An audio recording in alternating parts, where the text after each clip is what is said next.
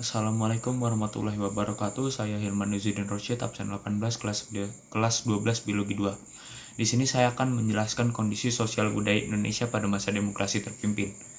Pada materi ini saya akan menjelaskan atau menerangkan 4 peristiwa yang terjadi di Indonesia pada masa demokrasi terpimpin. Yang pertama adalah terjadinya kerusuhan di Jakarta.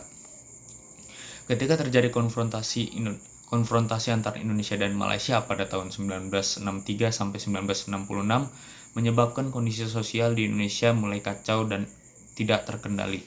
Hal ini dipicu oleh pembakaran habis kedutaan besar Inggris dan 21 rumah stafnya di Jakarta. Aksi anarkis ini memperoleh balasan dari pihak Malaysia dengan pengerusakan kediaman Duta Besar Indonesia di Malaysia.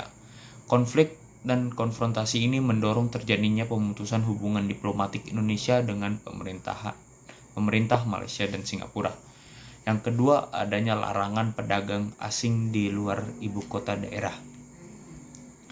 Pada masa demokrasi terpimpin, terjadi konflik antara pedagang asing di Indonesia, khususnya pedagang dari Cina. Pada tanggal 1 Januari tahun 1960, dikeluarkan kebijakan yang menyatakan para pedagang asing dilarang berdagang di daerah pedesaan. Hal ini lalu mendorong para pedagang asing mulai berpindah kegiatan jual beli mereka ke ibu kota.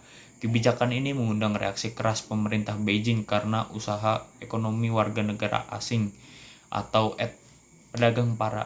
para pedagang dari etnis Tionghoa dihalang-halangi oleh pihak tentara Indonesia.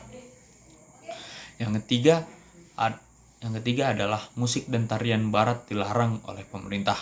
Ketika Indonesia berada di masa demokrasi terpimpin, kehidupan masyarakat hampir seluruhnya didominasi oleh pemerintah.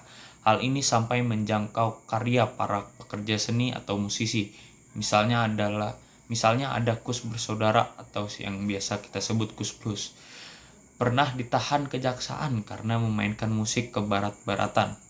Presiden Soekarno sebagai orang nomor 1 di Indonesia kala itu juga mengecam budaya barat yang sedang booming atau sedang tren di seluruh dunia kala itu. Misalnya musik rock and roll, pop hingga budaya dansa cha-cha. Pelarangan musik barat ini ternyata juga membawa dampak positif bagi para seniman lokal untuk bisa memproduksi berbagai lagu daerah dan menjadikannya bagian dari musik populer Indonesia kala itu. Selain lagu daerah, lagu-lagu perjuangan atau lagu nasional juga berkembang pesat pada masa musik barat dilarang didengarkan oleh masyarakat pada saat itu. Yang terakhir adalah konflik antara Lekra dan Manikebu. Lekra adalah lembaga kebudayaan rakyat yang menjadi kelompok pendukung ajaran atau paham Nasakom atau kepanjangannya nasionalis, agama, dan komunis. Sedangkan Manikebu atau Manifesto Kebudayaan merupakan sekelompok cendekiawan yang anti Nasakom.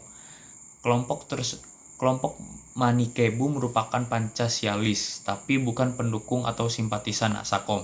Tokoh-tokoh Manikebu diantaranya adalah Taufik Ismail dan H.B. Jasin.